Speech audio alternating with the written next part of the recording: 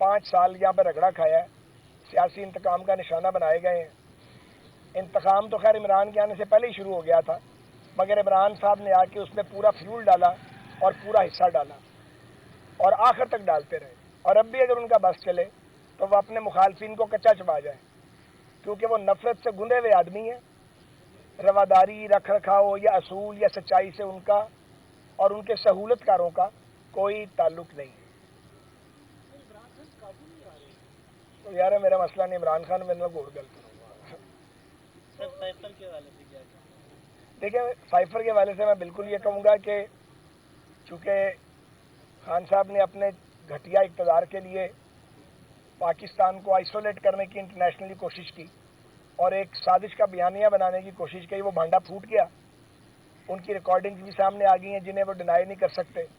اب جائیں نا اس کو اپنے یہ جو ان کی آ رہی ہیں آڈیوز، ان کو اب ٹیسٹ کیوں نہیں کرواتے؟ اب بولتی کیوں بند ہو گئی ہے؟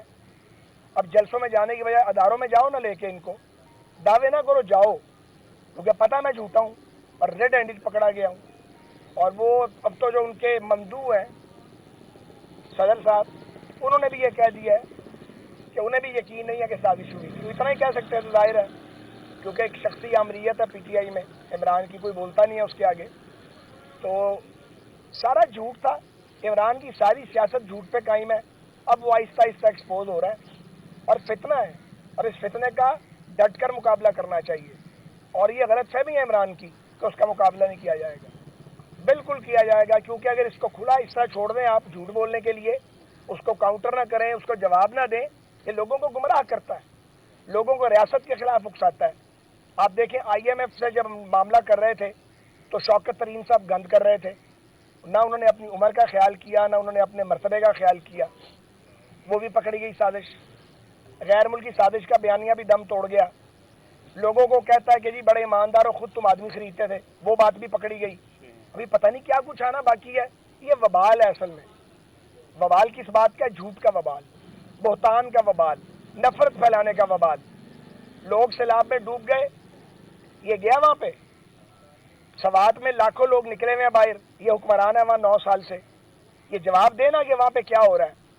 فیڈرل گورنمنٹ تو اپنی ذمہ داری پوری کرے گی انشاءاللہ تعالی. کے پی کی حکومت کدھر ہے؟ انہوں نے وہاں میئر جو تھا سوات کا، اس کو بولنے نہیں دیا لاکھوں لوگوں نے، آپ نے دیکھا ہے. تو یہ جو مقبولیت بنائی گئی تھی، جسے ڈیزائن کیا گیا تھا، یہ جو پروجیکٹ عمران تھا، وہ گر گیا ہے. اب سہولت کار آخری کوشش کر رہے ہیں، کبھی مذہب کا ٹچ، کبھی غداری ٹچ، کبھی غیر ملکی ٹچ. ٹچ ٹچ ہے، پلے کچھ نہیں ہے اس کے. بہت مہربانی.